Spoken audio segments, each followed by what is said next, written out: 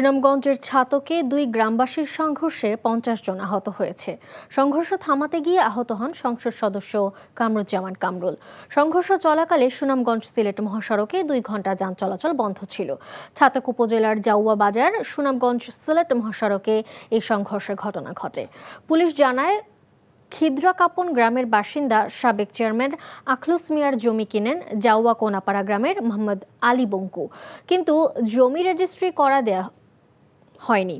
এ নিয়ে মোবাইল ফোনে দুইজনের মধ্যে কথা কাটাকাটি হয়। এই ঘটনাকে কেন্দ্র করে শুক্রবার সন্ধ্যায় জাউয়া কোনাপাড়া গ্রামের মোহাম্মদ আলী বঙ্কুর লোকজন খিদ্রাকাপন গ্রামের আখলুস আলী পক্ষের লোকজনের উপর হামলা করে। এতে দুই গ্রামবাসী জড়িয়ে পড়ে সংঘর্ষে। রক্তক্ষয়ী সংঘর্ষে উভয় পক্ষের ৫০ জন আহত হয়।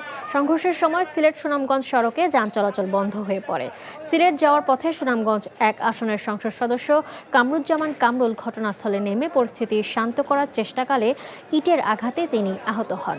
পরে পুলিশ সেনাবাহিনী গিয়ে পরিস্থিতি নিয়ন্ত্রণে আনে। গুরুতর আহতদের সুনামগঞ্জ সদর হাসপাতালে পাঠানো হয়েছে। বর্তমানে এলাকার পরিস্থিতি শান্ত বলে জানিয়েছেন ছাতক থানার অফিসার ইনচার্জ মোহাম্মদ মিজানুর রহমান।